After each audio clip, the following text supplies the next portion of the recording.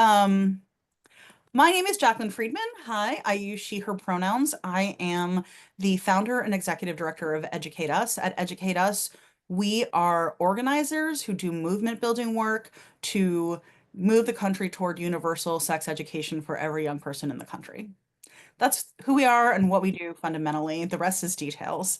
You can certainly learn more about us if you're new to Educate Us at our website, which is educateusaction.org.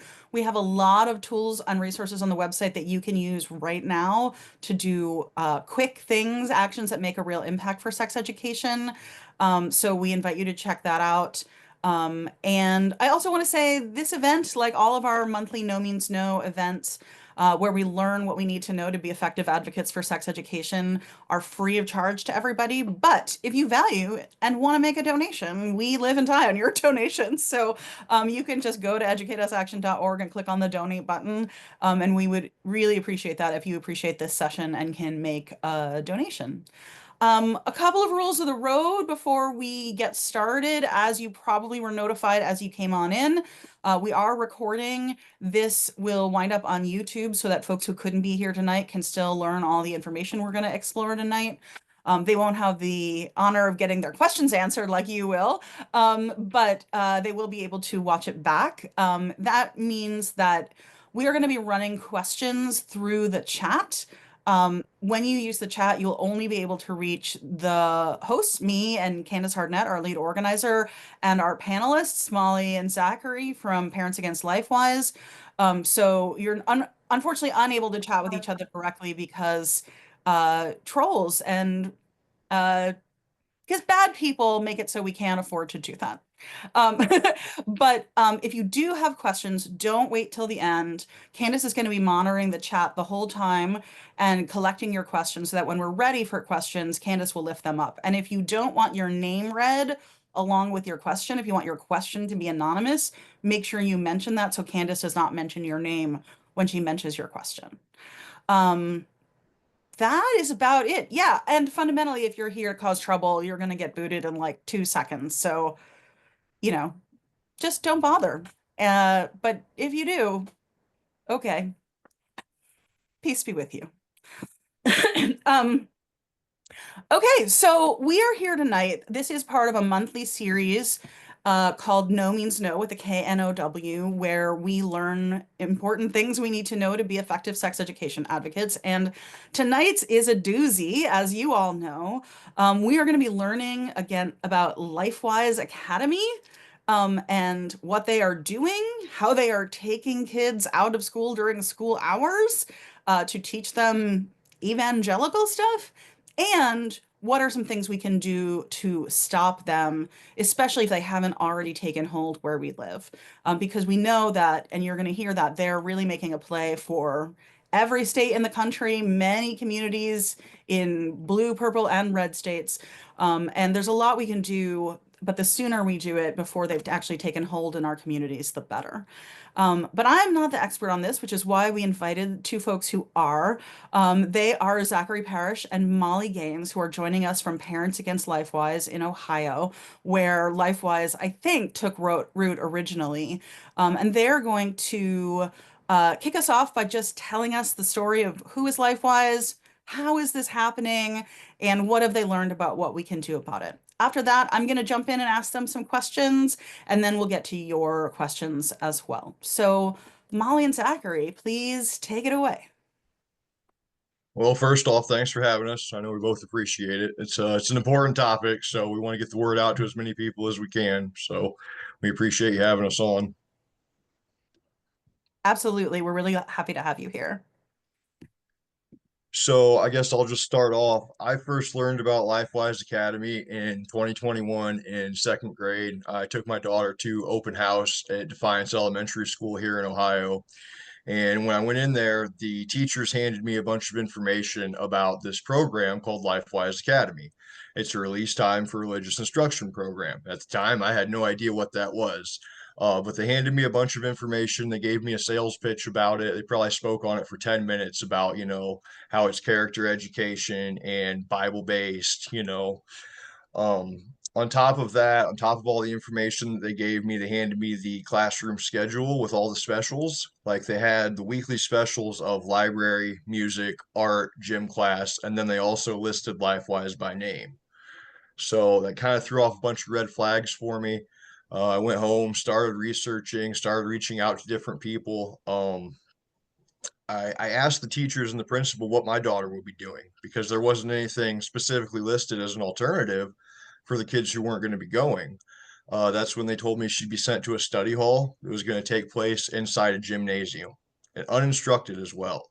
I was told she was going to be reading by herself, doing makeup work, watching videos on YouTube. So I was pretty disappointed in that. I got a hold of the Freedom from Religion Foundation. They sent a letter to the school. Then, they said, you can't be putting this on the schedule. You can't be punishing kids by sending them to a study hall and a gym class. The school's lawyers said that's not happening. He's lying, even though I had all the paperwork. So that kind of ended there, and it didn't go any further than that. Fast forward to third grade, I go into open house. It's the same thing. They still sent me another schedule, still listing LifeWise by name. So yeah, ever since then, I mean, I've just been trying to put the word out, screaming to everybody that would listen because I saw how big this was going to get and the problems it was causing. Yeah.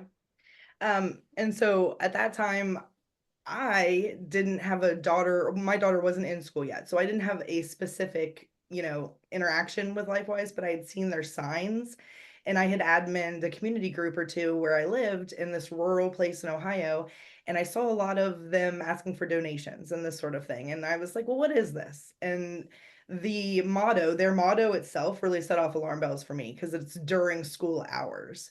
And we all know that that's a huge issue just on its face. At least for me, it was, because I understand that in a public school, what that is it's a diverse environment, right? You don't know what these kids, what their faith background is, what their families want them to learn.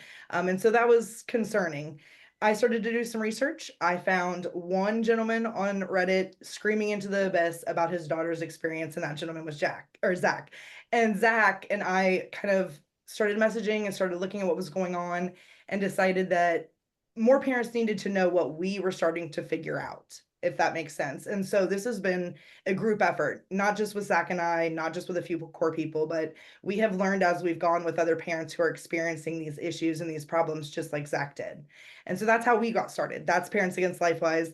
Lifewise is the biggest and most successful of these programs, but it is not the only one by any means. What they're using is a plug and play franchise model, and that's allowed them to really expand nationally, whereas these other RTRI programs are very much limited to their communities, to the smaller communities in their school districts, and even state areas. But this one is, their aim is to do nationally. So they want to reach every public school child in the nation.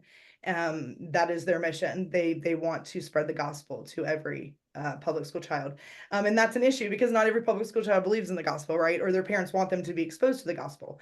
That's sort of what it's all about. That's your choice to send your child to a secular public school.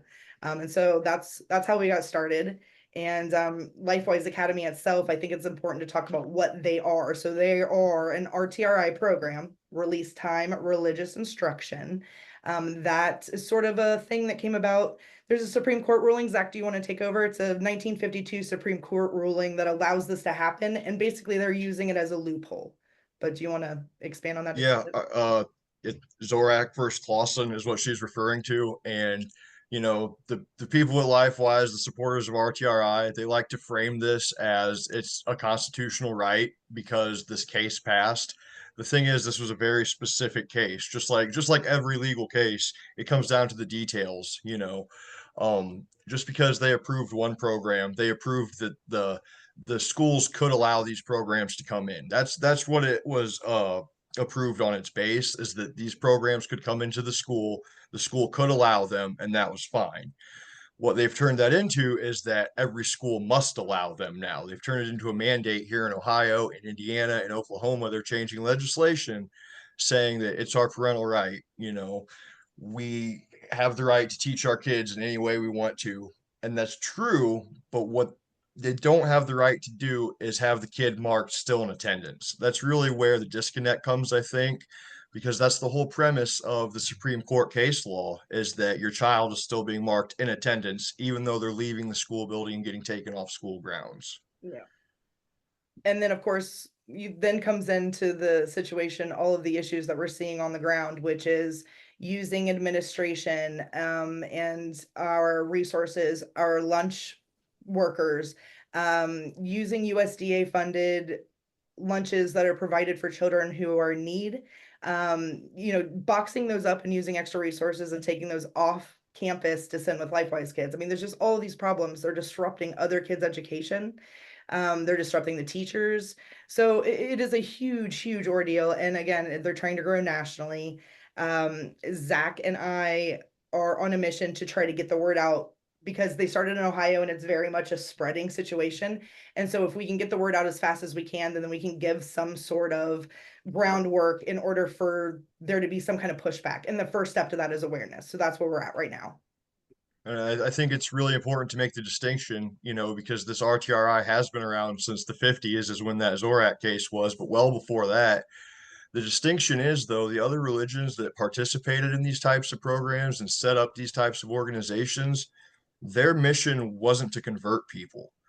We're talking about Jewish communities, Mormon communities, where you're already in the faith, you are already a member of the church. You're already down this path of religious education. The difference between that and Lifewise is solely out to reach unchurched students. That means they want to convert kids that aren't going to church, and they're very open about that. Yeah. Well, thank you for that bracing introduction. I do want to ask some questions just to flesh out the situation, and then we're already getting some questions bubbling up in the chat as well. So if you could share a little bit about what you know about what is being taught when kids are being bused off campus and to these Lifewise locations, which I have to stress for myself, like one of the number one things for me is like, these are unvetted locations and unvetted teachers. Yeah. Even if they do get vetted, they're not certified educators of any kind. No. Even if somebody runs a criminal background check on them, that's the most that's happening. And in a lot of places that's not happening. Right. So that by itself should not be happening. I'm just gonna say that with my chest. But when they go to Lifewise classes, what kinds of things are they teaching, both about sex education, but about in general? Sure. Zach, do you want to talk about the creationism? It's literalism. It's literal creationism is what they're teaching, so that's pretty standard. You can, go and look that up. They're using an evangelical based doctrine. So their curriculum is specifically written by it's the publishing house for the Southern Baptist Convention, and it's called Lifeway, right? And so they're the ones that have this curriculum, and they've developed it. Well, they're Southern Baptist, so they are going to follow a Southern Baptist doctrine, right? And it's down to the letter is what that is. Zach, do you want to talk a little bit more detail about some of the elementary? Yeah, it's important to understand this is a very narrow view of Christianity, because there's a bunch of different interpretations. It's really important to understand that, they are taking the word as 100% fact. This is the earth was created 6,000 years ago or whatever they think, but it is, if it's in the Bible, it is factual word. So, it counters what they're being taught in science class. It counters what they're being taught in biology class. Of course, we get into the sex ed of all of it. They touch on a lot of topics that just aren't age appropriate. You think about the stories of Abraham almost killing his son, and they touch on topics like suicide and things like that. They can try to be delicate about it, but these aren't topics that need to be taught during the school day. If you want to teach these topics to your children, that's up to the family and their local church, at least from my perspective. And I grew up Mormon. I went to seminary. We didn't do it till high school. That's another really big difference. They are targeting elementary school students. Because they're trying to hurt them. Exactly. Yeah, absolutely. I mean, it's a pretty well-known, well, I should say, at least in our circle, there's an evangelical study. It was literally put out by the church.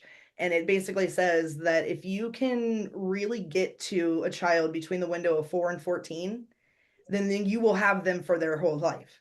And so when you go and you look at that window, 4 to 14, what is that? That's our elementary school kids, right? Generally speaking. And so to me, that's very upsetting, because it's true. Because if you can get to them and if you can indoctrinate them further enough, if you can shame them, if you can drive that stuff home enough, if you can make it the core of their identity at that point in their life, they will never, ever, ever go away from that. And that is so damaging. I don't know how to express it. And we don't have enough time here to express it, but I think the important thing for your audience to know is that what we're talking about is they are preaching abstinence only, okay? There is no sex education. It is abstinence only. It is between a man and a woman only. That I'll pull up this difficult questions document. Yeah, gonna go over we'll it, share Molly. a screen from you. This is an internal document from Lifewise. It would be given to their volunteers, their teachers, their directors, anyone who's of authority. And you can see here where they start to talk about these really, really heavy issues and questions, things that require nuance, right? That your local church might not even get into in Sunday school. But the ones that we're looking at right now specifically are things like, what would God think if I changed my gender, down here at the bottom? Basically, we could go through all of these, but the gist of it is, of each of these questions, does God hate people in the LGBT community? It says, what does the Bible say about being in a same-sex relationship? The ultimate, the TLDR of it all is that it's a sin. That if you are not married, then you should be practicing abstinence. If you're not practicing abstinence, it is a sin. When you sin, you go to hell. Okay, if you do not follow these rules, if you're not part of this, doctrine or this group, if you're not subscribing to these specific things, then those are sins. And when you sin, the price you pay to sin is to go to hell. Like we all pretty much know that if we have a basis in any kind of understanding. And so Zach, do you want to talk about more like? Yeah, well, once you get into that kind of teaching, and again, we're talking about 6, 7, 8-year-olds. Yeah.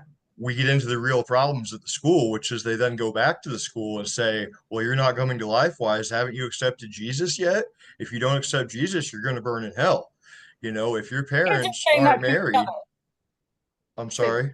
The kids are saying that to each other. Yeah, we have dozens of reports of it.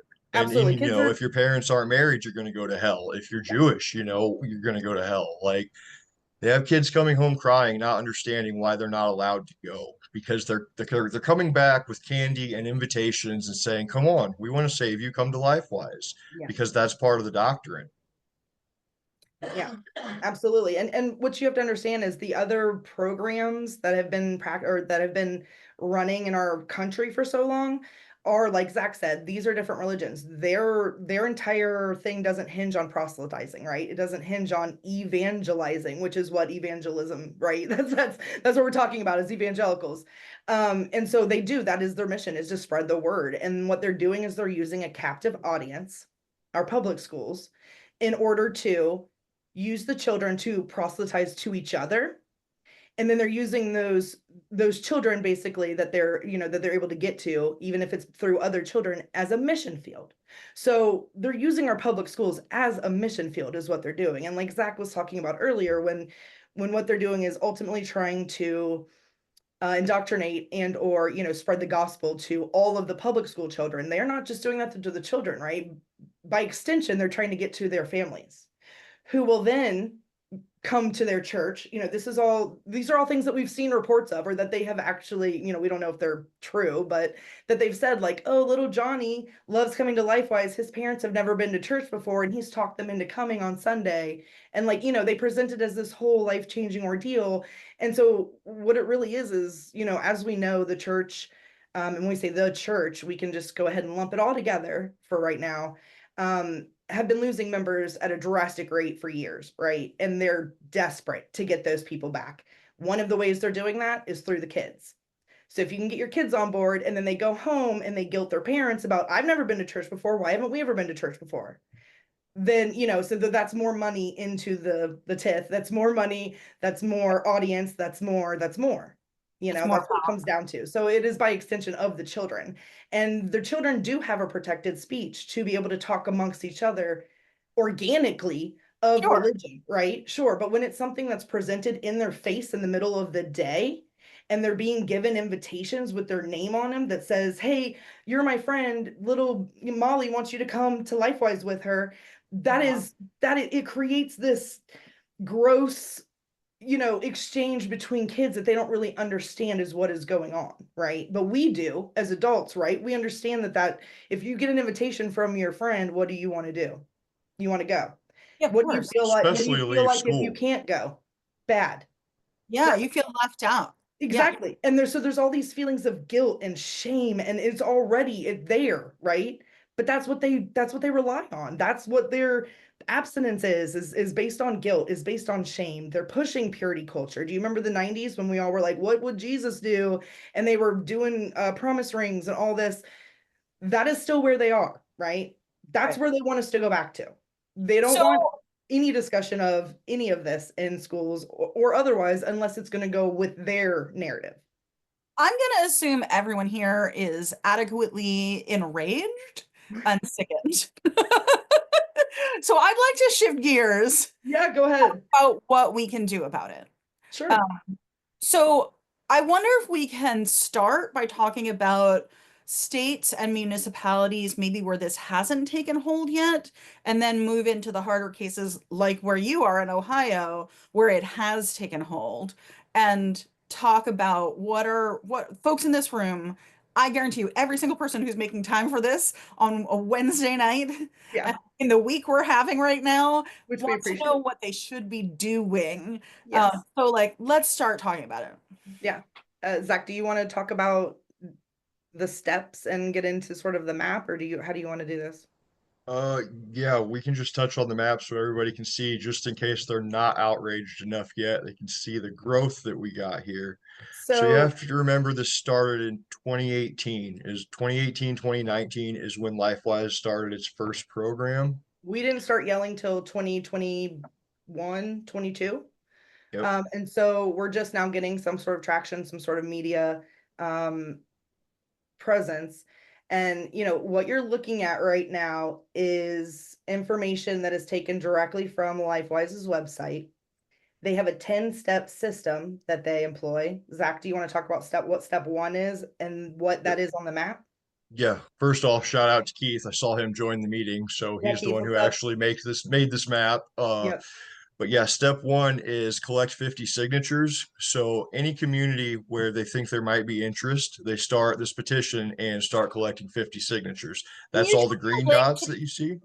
Zachary? Can you drop a link or one of you drop a link to this into the chat so that folks can see it? I think you should be able to chat to everyone, and people are probably going to want to look up their localities while we're talking.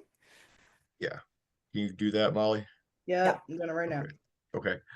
But yeah, step one is, just getting the petition out there, getting the signatures, and then it moves on from there. It's a 10-step process. Eventually, they're going to hire a director to get the program off the ground. They're going to hire a steering committee to start approaching the school board.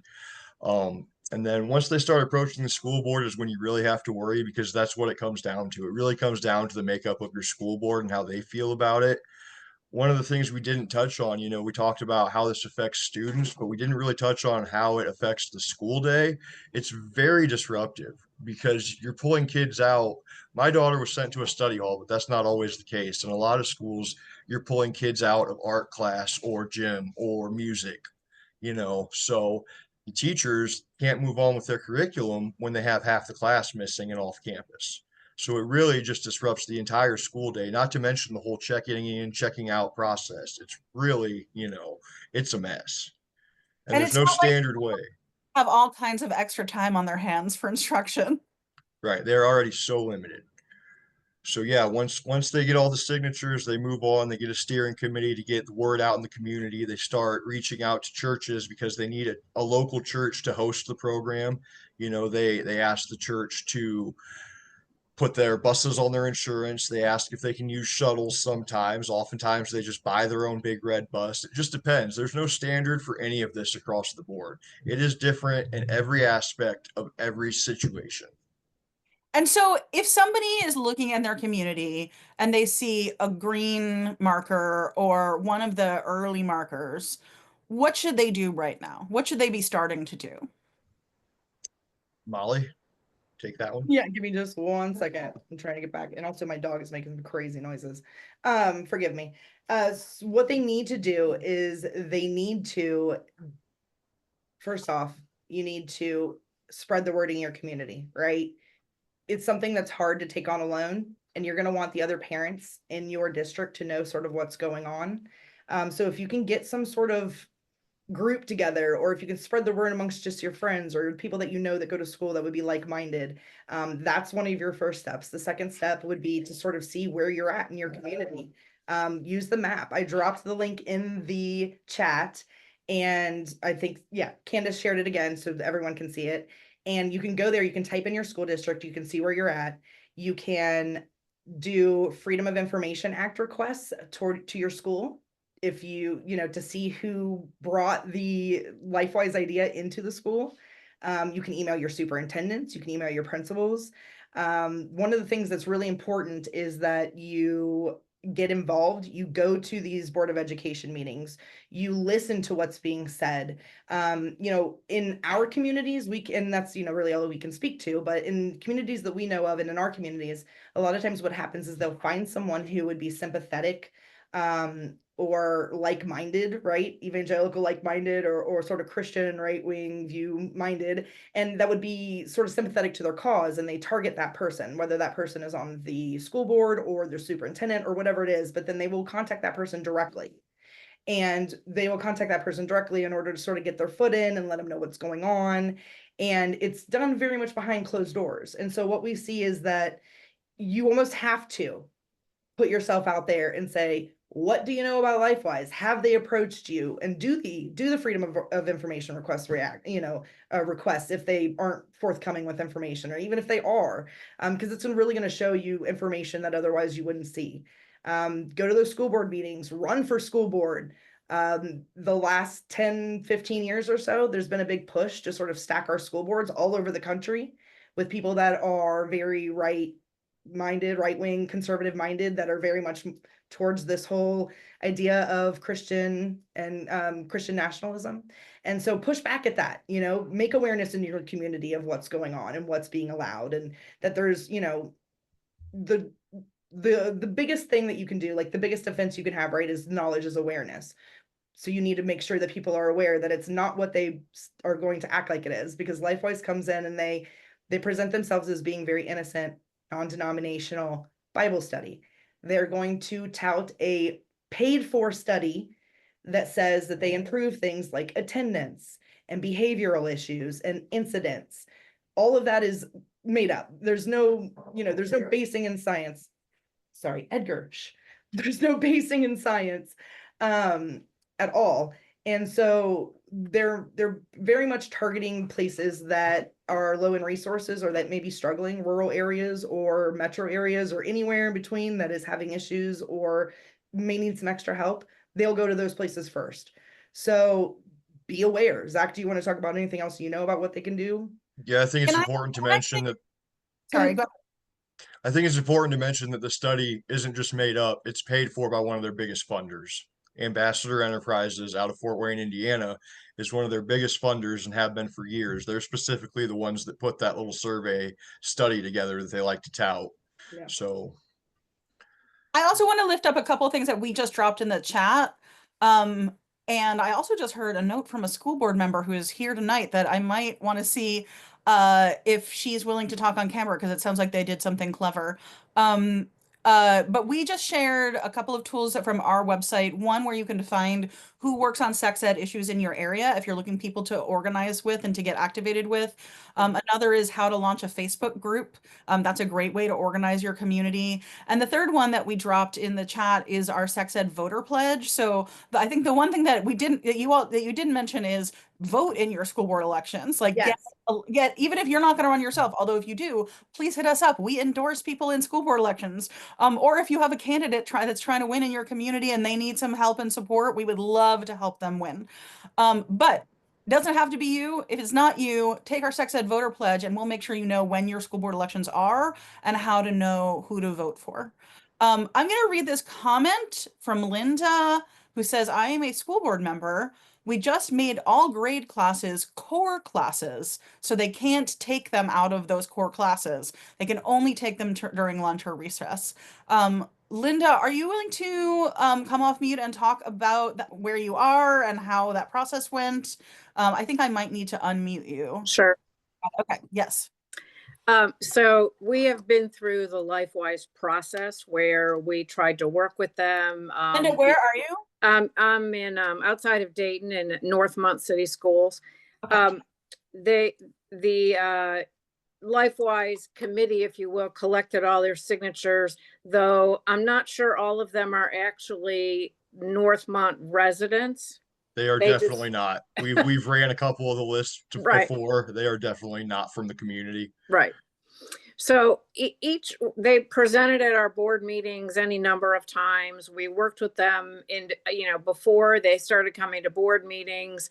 Originally, we were on the ballot for a school levy. We were making cuts. We could not afford the time and energy to work through the secretarial kinds of issues that would be required for LifeWise. So we kind of put them off for a while.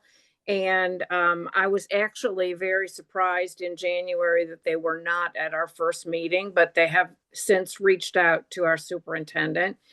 They were pretty forceful until we finally took a vote as a board. We each, said our own feelings. We took a vote as a board, and it went down 5-0. We never had an RTRI policy on the books, so they wanted us to take their policy and make it part of our policy book. And we all said no, we weren't interested for various reasons, many that have already been mentioned here. But it occurred to me that the one item that the state legislature took out of the bill before it passed was that we still had the local control of deciding what our core classes are. And because we didn't have a policy or anything beforehand, we at the first meeting that we had in January, I made a motion that any graded class is now going to be defined as a core class. So everything other than library, lunch, and recess, those are the only three things. And I'm trying to figure out how I can grade lunch, but anyways, that's the only times that they're going to be able to take our students. We're in the process of writing a policy, and I took Zach, I took your policy with me and presented it to the rest of the school board as well as the superintendent, and he ran it through our legal, our lawyer. And the AG, I guess, put out some information to all the lawyers in the state about what could be allowed and what couldn't be allowed. And so we're in the process of going through that, but I'm not liking what I'm reading. So yeah, I'd be curious to see what the AG sent out, because I had heard that from a couple different districts, but I haven't seen what it is yet. I would be real curious to see. But we know that he's in their pocket. Zachary, is that a sample policy that folks who outside of Ohio could also use? Yeah, that's what I was going to say. I think it's important to note that, like, Ohio just mandated it. Like she said, they took the local control away, because depending on what state you're in, your school board may be able to just say, no, we're not going to adopt a policy. We're not going to release these kids. But in Ohio, they've taken that right away from the school boards, and they're now making them have a policy. So yeah, what we did was we put together a bunch of different language options, trying to address some of the issues that we've seen throughout all the schools in the state, because there are so many of them. There's liability. That you could share in the chat. Yes, we find it. And then I guess I'm wondering, and we have a ton of questions coming in, so I want to shift to that, but I want to ask one last question.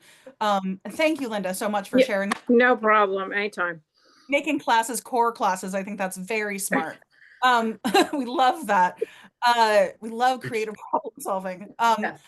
I think my question is, are there proactive policies that school boards or states where LifeWise hasn't taken super hold yet can pass that will make it harder for them to take hold? Like, can we be taking, instead of just waiting for LifeWise to try it, is there stuff that we could be doing now to make it harder for them to try it, either at the school board level or at the state level, in places that are not Ohio?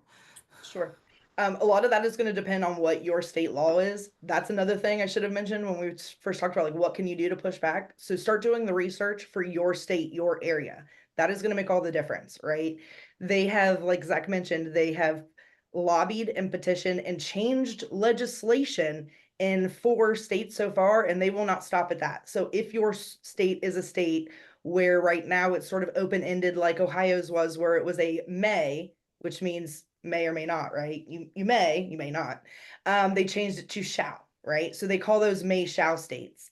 And that is the case for not just us, but it was Indiana, Oklahoma, and I think they're going after Missouri now. And so you're going to see a pattern. And I think this is sort of important to tie in, because this is something that you don't really understand until you start getting into the weeds with all of this. But when we talked about how it was initially meant to be used, and we talk about these minority religion or minority faiths that want to come in or that would need these RTRI programs, your school may not have a policy on the books. Like the nice woman just said, that, you know, that we didn't have one before. They wanted to make one.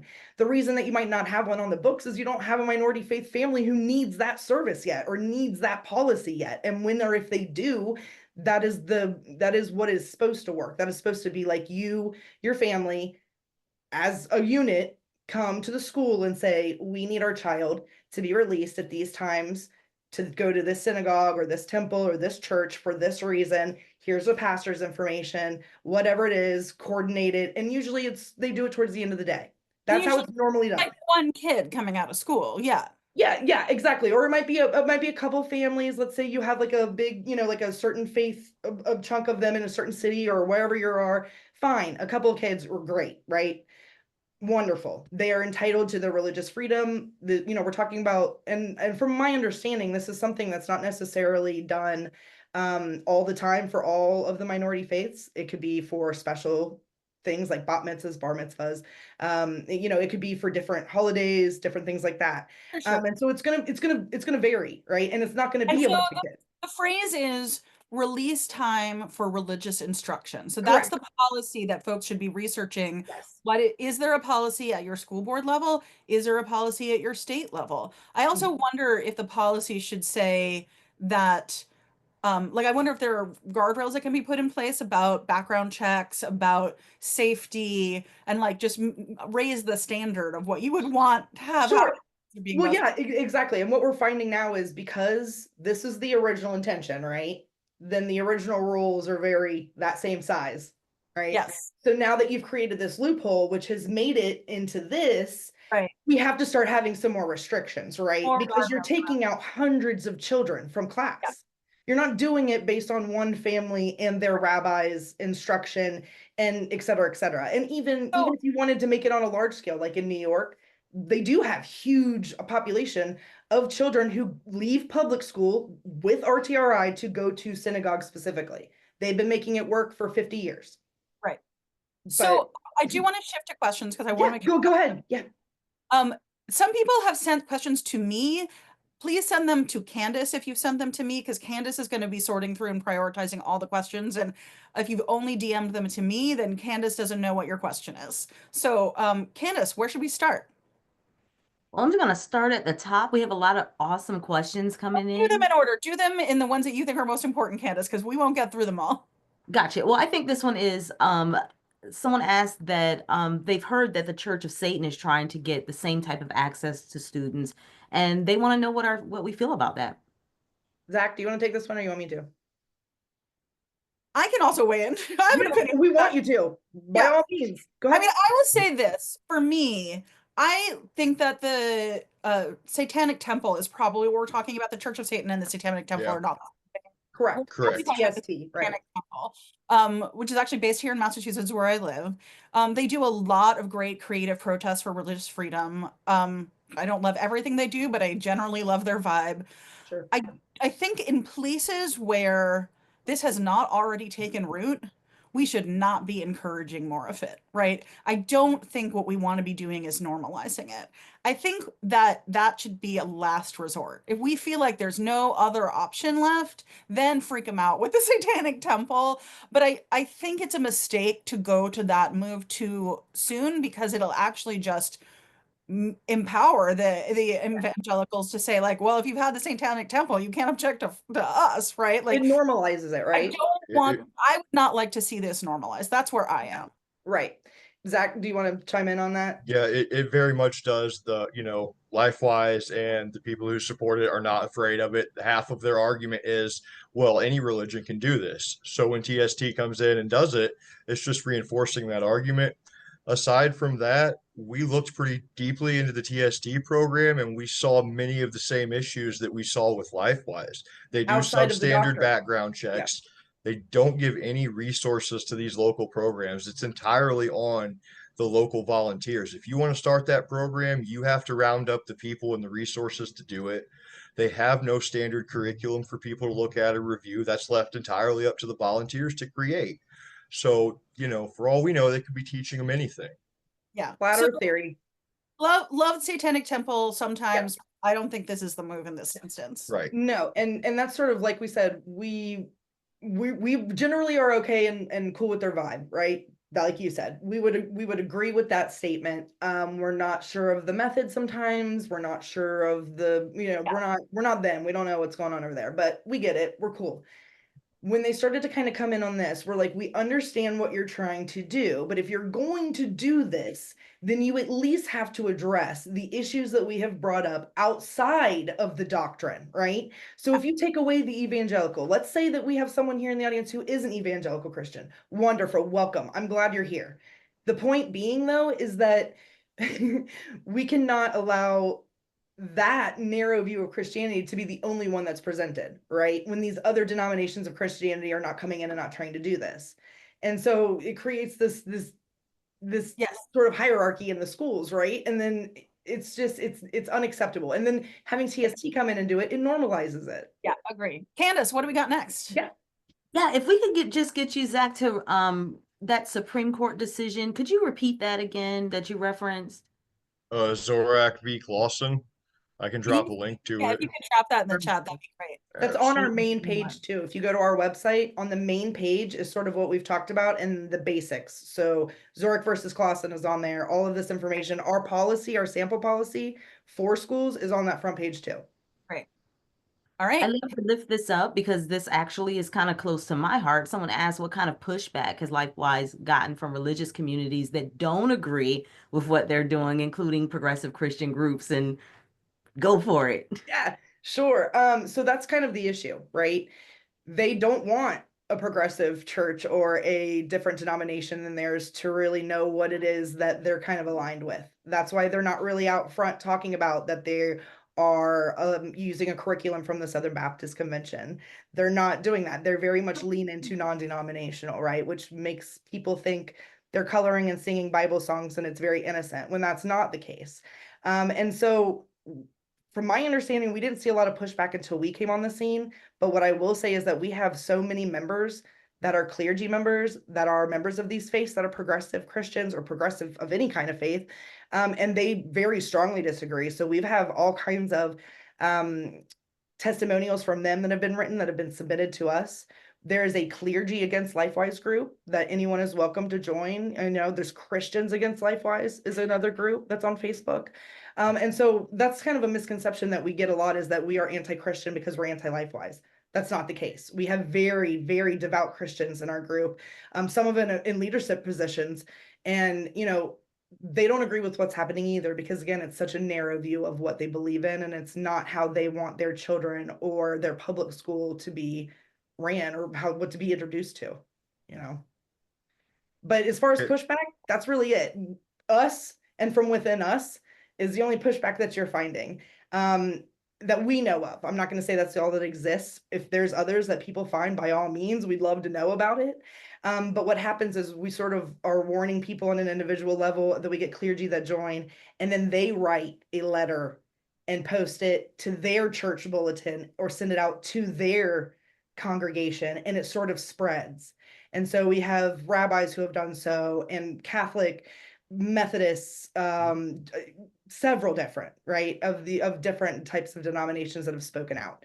But as far as I know, the only pushback has been people that have been involved with us or have learned what's going on from us and have sort of branched out. Thank you. Thank you Yeah. very I can much. share, because there have been a bunch of different letters. There have been a bunch of different faiths that have spoken out. I'll lot. share that too. I was direct messaging somebody in the chat apparently instead of sending it to the whole Oh, chat. okay, yeah. Great, thank you. Yeah, that's a thing we have to be careful of on this chat setting, unfortunately. But I do think that there is a really specific role to play for clergy overall, but Christian clergy specifically here. Yeah. Candace, what do we got next? Yeah, I think this is a question for you, Jacqueline. It's someone is asking about their understanding that Ohio requires teaching abstinence in sex ed. Is that true? And can they get around it? I should have done my homework before this session. I don't know. What I would recommend is going to siecus.org and looking up the state profile for Ohio, SIECUS.org is where I you can use have that.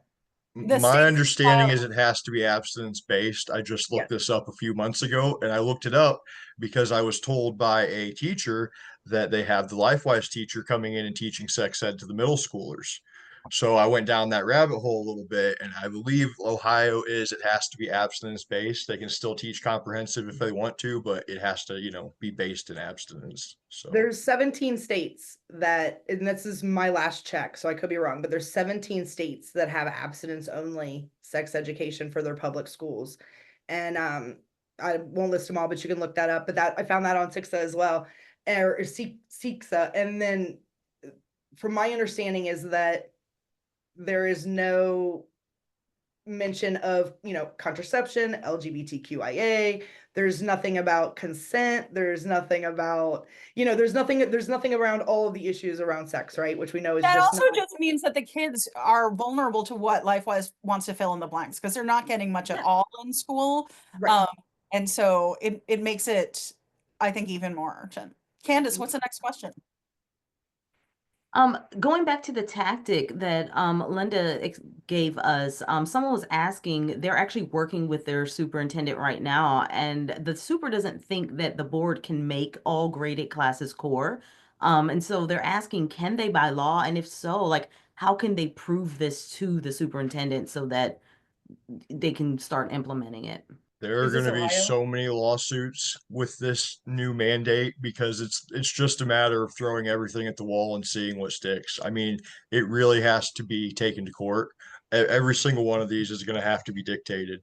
But we have seen a lot of schools, not a lot, probably half a dozen or so, 10 of them in Ohio that have already put this in their policy.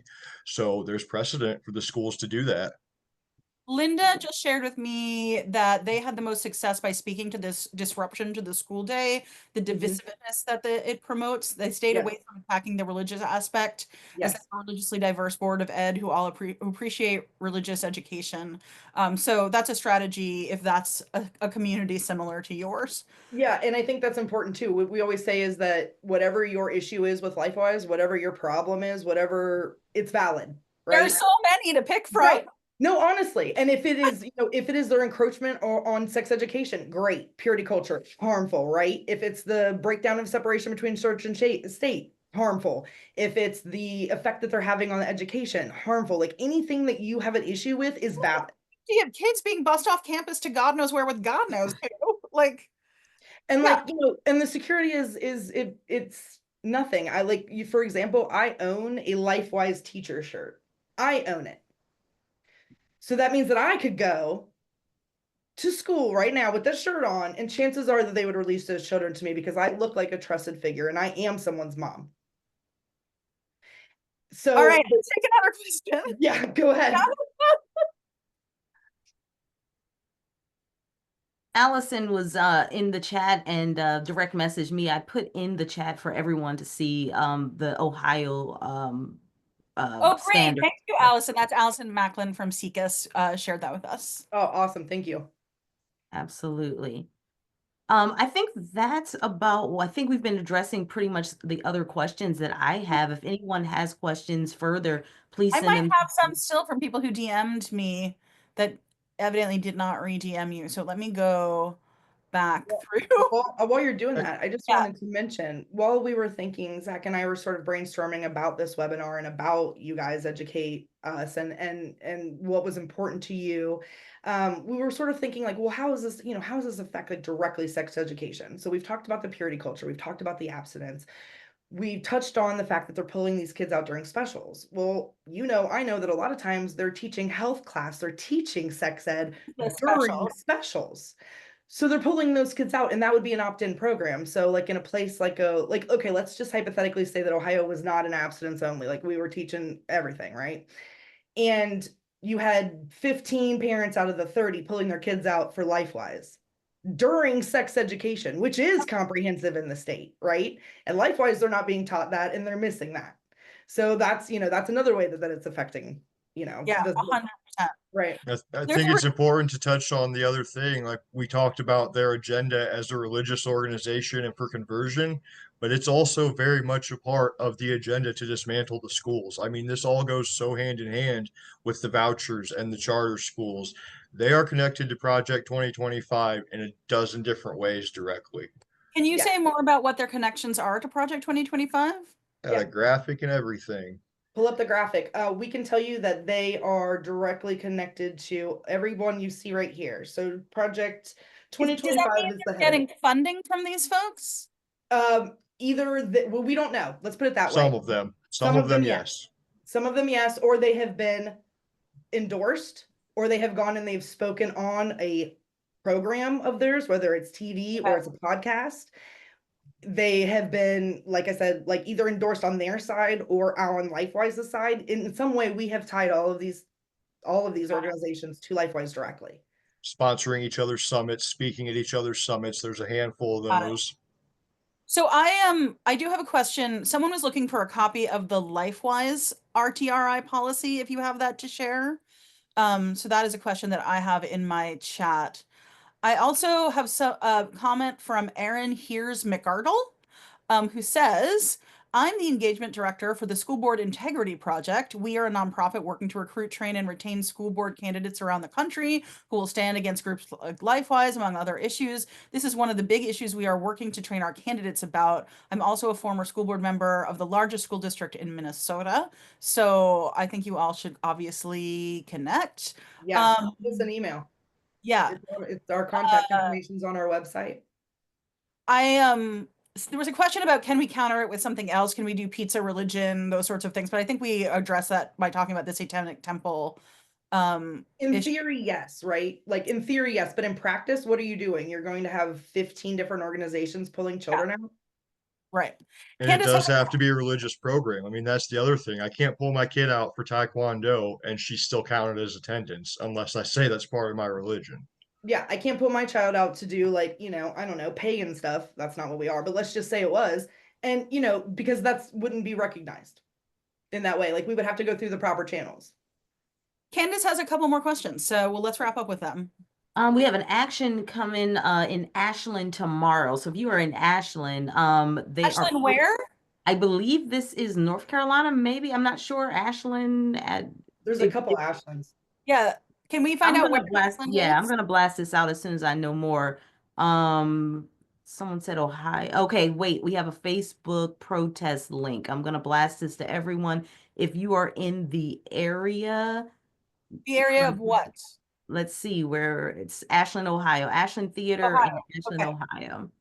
So if you are in the area, maybe sign up and go out and hold some signs. That's what the question they had was. Or if you know somebody who might be able to go. Yeah. Yep. So the other question was, with yesterday being the 15th anniversary of Citizens United versus FEC, in which the U.S. Supreme Court struck down campaign funding restrictions, do you, and this is for you, Zach and Molly, think evangelical organizations like Lifewise feel emboldened in their lobbying? Oh, yeah. Absolutely. Zach, do you want to talk about in Ohio? We can tell them just about what we saw as far as lobbying goes. Go ahead. I'll pull up the pictures. Yeah. So we're having a hard time, to be honest with you, understanding how they're able to do everything that they've done. You know, so there's pictures of them lobbying our legislation. There's, you know, Governor Houston was going around town with them on their tour, sort of being like, Lifewise, awesome, you know. Down to like our like state legislation. So like we have them there in the pocket. There's a picture right there. That is of, let's see, in the very back in the middle, the gentleman with the bald head, that's Joe Penton. He's the CEO of Lifewise. And then that's Governor Houston, isn't it not? No, this is from Indiana. Okay, This so is when that's they why I don't signed the know. law That's why into I don't know Indiana. anyone. So you're gonna have to do this one. Yeah, I mean, I don't know who they are either, but this is when they signed the law into Indiana. I mean, they make this big, you know, this big to do about it because they push so hard to get the legislation changed. You probably can't see it. These are all little Lifewise buses. They're They're like literally stress giving balls. they're giving the state legislators merch. One of the emails we have, because we got a bunch of their internal emails. One of them, they have a middleman going to the state legislators out there in Missouri, giving them a white paper from First Liberty saying that this, you know, all this RTRI is legal and this is how you need to do it. Yeah. I mean, they basically come in very threatening. Like, if you do not comply, then we'll bring in our lawyers. And so school boards and principals and superintendents get very jumpy, and they let it go further than they should, really, in my opinion, without letting the public know what's going on, if that makes sense. They sort of act like, oh, well, our Yeah. hands are tied, let's let it happen. And without bringing it up at a school board meeting, without putting it in the minutes, without, you know, this, that, and the third. And that, I don't know why that is. That's the only reason I can think of. I'm not in their position, but that's how they do things, is they're very stealthy on the school board level, but then they're also doing this all the way up to the highest levels of your government, statewide, and probably nationally too. As we can see, some of those Project 2025 organizations are national organizations, right? They're very tied in to what's going on in our government at the top levels. The good news is, for a lot of people on this call, they have not taken root in most states yet. They're working on it right now. They're on step 1, 2, 3, as we saw. They're Yes. all over Massachusetts. Don't think I didn't notice that. But they're not rooted in yet. And so that is why, you know, as soon as we heard this, we work with a great organization in New Jersey called Sweep NJ. Yeah. And you all spoke to them. Candace Yeah. attended in December. And I had heard about Lifewise like on an NPR story a few years ago and thought, Yes, right. that's terrible. I'm glad Mhm. that's not here, which is not a good reaction. We should all be teaching ourselves out of that reaction. If it's somewhere else, it's coming, wherever you are. Yeah. So when Candace talked about it, it rang that bell. And as soon as she told me about the map, I said, well, we have to do this immediately. Like, Yeah. has to be our absolute next session, because there's no time to waste to get involved, because we can stop them. It's much easier to stop them before they take root. So Yeah. we are so appreciative to Molly and Zachary for all the work that you've done, for spending your time with us tonight, for all the resources you're sharing. I assume if anyone here wants to know more and get involved, no matter where they are in the country, you would love for them to get in touch. Yeah, they using can contact us directly, and we'd be happy to do what we can. Because honestly, like I said, that's what we need to do, is get out in front of it. They hit some roadblocks with lobbying and with legislation, and that's a good thing for us because it gives us time to sort of get the word out. Yeah. And don't think just because you're in a progressive state, you're in a progressive area, you're in a blue area, that you're immune. That's not the case. Go and look at the map, see where you are. Just because it says that it has step 1 doesn't necessarily mean that you need to freak out. Like we said, those community signatures might not even be from within your community, but it's something that you need to be aware of. Don't, like you said, don't act like it's not there yet, because it will be. Eye on your community, though. It means Right. they're aware of it. They're looking at your community. Exactly. Yeah. Exactly. Once they that. get one in the door, once they get one in your area, that's when Yeah. it really starts to spread. All it They're takes is that measuring first your one to pace, get the you know? foothold. Because then they say, well, that's okay. And, you know, then if the town over is doing it and that school district is doing it, and they have a good report back from whoever's in it, part of it, right? Then they're going to also start the ball moving for their area. So it does, Yeah. it spreads faster. Great. Well, I'm so appreciative to you. I want everyone here to keep the conversation going. We are certainly going to keep everyone on our email list posted. Please let us know if there are action alerts we can share for you, and we will share them to folks who are on our list in the appropriate area. I think it's going to take every one of us on this call to stay on top of this and to shut this down. Let's stay at it. And we really appreciate you taking the time, everyone here tonight. Thank you so much. Again, if you appreciate this session, definitely make a donation to Parents Against Lifewise. They need it too. But also Educate Us. We do these once a month. And if you appreciate this, you can show your appreciation with a donation at educateUsaction.org. I'm Jacqueline Friedman, and have a good night. Thank you.